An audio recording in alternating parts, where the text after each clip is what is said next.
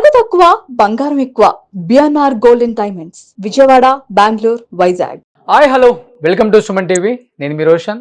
సూర్యాపేట జిల్లాలో యార్కారం అనే విలేజ్ లో అతి దారుణంగా ఒక బీఆర్ఎస్ నేతని 3 ముక్కలుగా నరికి 3 గోనె సంచుల్లో పెట్టడం నిజంగా ఒక్కసారిగా రెండు తెలుగు రాష్ట్రాల్లో ఈ న్యూస్ విన్న తర్వాత కలిసివేసిందని చెప్పుకోవచ్చు. అసలు ప్రెజెంట్ ఆ విలేజ్ లో పరిస్థితి ఏంటి, అతన్ని ఎందుకు అంత దారుణంగా నరకాల్సి వచ్చింది, అదే విలేజ్ కి సంబంధించిన బీఆర్ఎస్ లీడర్ శ్రీనివాస్ గౌడ్ గారు మనతో మాట్లాడటానికి లైవ్ లో సిద్ధంగా ఉన్నారు. శ్రీనివాస్ గౌడ్ గారు, ఏంటి అసలు పరిస్థితి? అతన్ని తీసుకెళ్లి మద్యం తాపిచ్చి ఫ్రెండ్లీగా తీసుకెళ్లిన వ్యక్తులు అతి దారుణంగా 3 ముక్కలుగా నరికి 3 గోని సంచుల్లో డిఫరెంట్ ప్లేసెస్ లో పెట్టారని న్యూస్ వస్తుంది. అసలు ఏం జరిగింది, ఎందుకు అంత దారుణంగా నరకాల్సి వచ్చిందండి? నమస్తే అండి.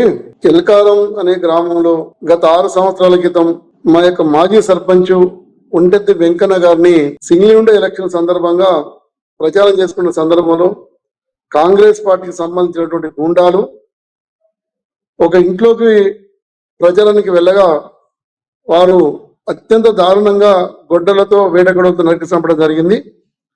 ఆ కేసు జరిగిన తర్వాత ఇప్పుడు అది కేసు ట్రయల్ నడుస్తున్నది.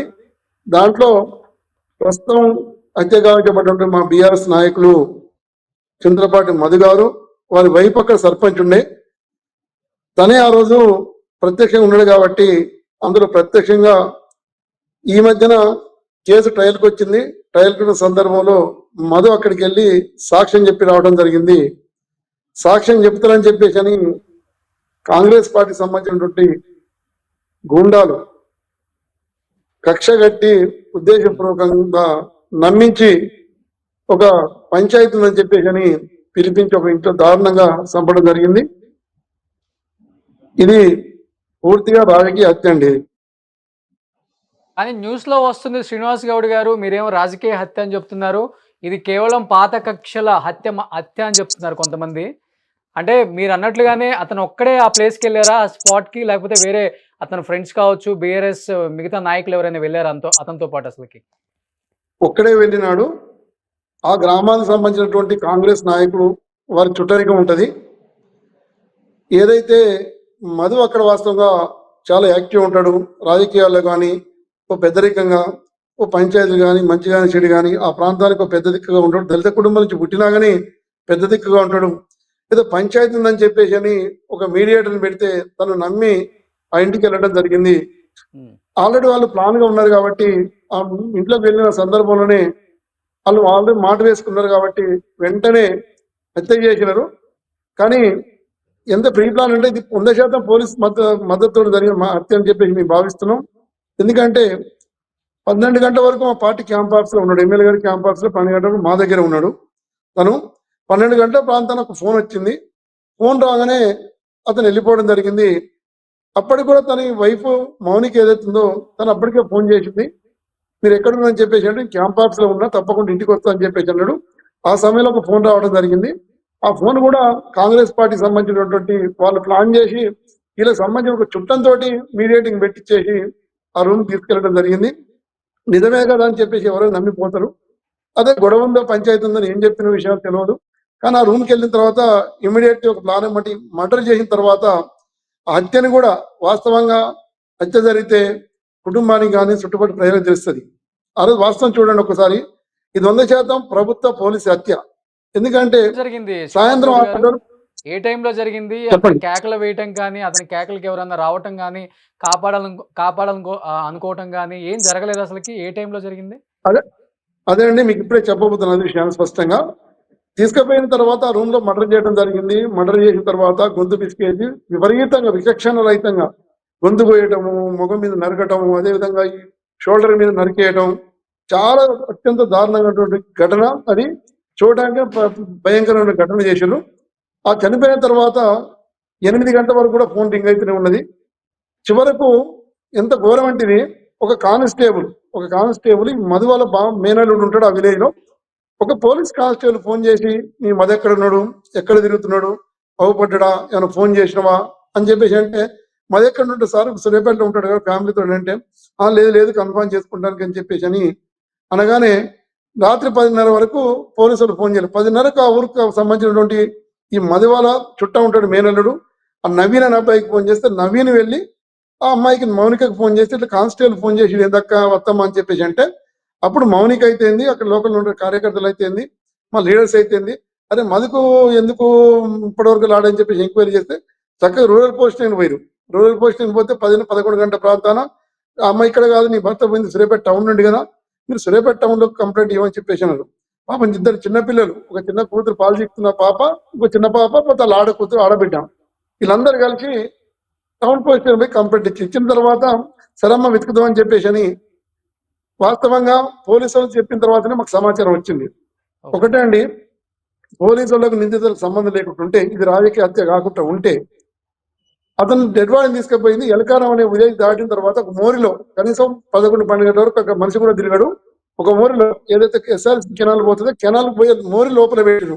మోరి లోపల పెట్టిన పోలీసులకంటే సమాచారం ఉంటుంది. ఫస్ట్ అక్కడ బాడీ గ్రామస్తులు డెడ్ బాడీ, ఎందుకంటే డెడ్ బాడీ మూడు ముక్కలుగా నరికారు, ఒక్కొక్క ముక్కని ఒక్కొక్క గోనె సంచిలో పెట్టి డిఫరెంట్ ప్లేసెస్ లో వేసారని చెప్పారు కదా, ఎవరు ఐడెంటిఫై చేశారు ఆ టైంలో అక్కడ బాడీ ఉంది, డెడ్ లేదు బాడీ అది లోపల ఉంది మూడు అని? ముక్కలు కాదు, మూడు ముక్కలు కాదండి, మనిషిని ఒకటే సంబరమాట వాస్తవమే, కానీ గోనె సంచి ఒకటే గోనె సంచి, ఆ గోనె సంచి పైగా చెద్దరు కప్పేసి తీసుకపోయి మోరిలో పెట్టారు. మోరిలో పెట్టిన విషయం పోలీసులకు ఎక్కడ తెలిసిన సమాచారం అంటే నిందితులే చెప్పాలి. 100% నిందితులు పోలీసుల కన్సల్ని హత్య జరిగింది, ఇది రాజకీయ హత్యే. కాంగ్రెస్ పార్టీ దుర్మార్గంగా హత్య అధికారాన్ని అడ్డం పెట్టుకొని ఇప్పటికి మా నాయకులు చాలా మంది కోల్పోయినాం. ఎందుకంటే గతంలో ఇక్కడ మంత్రి జగదీశ్వరి గారు ఉన్నారు, కేసీఆర్ గారు ఉన్నప్పుడు, గతంలో మీ అధికారం ఉన్నప్పుడు మా సర్పంచ్ చంపినా సరే హత్య చేస్తే ఒక్క ఇల్లు కూడా ధ్వంసం చేయలేదు, ఒక్క నిప్పింది పెట్టలేదు. ఆ తర్వాత ప్రతిపక్షాలు ఉన్నాం, ప్రతిపక్షాలు ఉన్నా సరే ఉద్దేశపూర్వకంగానే ఒకటే అండి 100% మా మాజీ సర్పంచ్ని చంపినారు కాబట్టి, అతను హత్య చేశారు కాబట్టి హత్యలో మాది కీలక పాత్ర పోషించి వారిని శిక్ష పడాలని చెప్పేసి అని గట్టిగా ప్రయత్నం చేస్తున్నారు కాబట్టి చెప్పారు. మరి అంత పాత కక్షలు ఏమున్నాయో అర్థం కాలేదు, కానీ చాలా కిరాతకంగా ఫేస్ అయితే చూడలేకపోతున్నాం, అంత కిరాతకంగా నరికారు ఫేస్ అయితే. సార్ ఒకటే, ఈ వారం రోజుల్లో వాళ్ళకు శిక్ష కన్ఫామ్ అవుతున్నది. ఈయన మూలంగానే మీ అందరం అవుతుందని చెప్పేసి నా గ్రామానికి సంబంధించినటువంటి ముఖ్య కార్యకర్తలు ప్రతి ఒక్కరు కాంగ్రెస్ పార్టీ లీడర్లే వాళ్ళు. జరిగింది అక్కడ వేరే ఒక అతను ఉంటాడు, ఈయన చుట్టము పక్క విలేజ్ సంబంధించిన ఆయన, ఆ ఇంట్లో ఆయన కిరాయికుంటుండో ఆయన బిల్డింగ్ ఆ ఇంట్లో నరికేశారు. ఆ ఇంట్లో నరికేశారు, కిరాతంగా నరికారు, చూడడానికి భయంకరంగా ఉండదు అనమాట.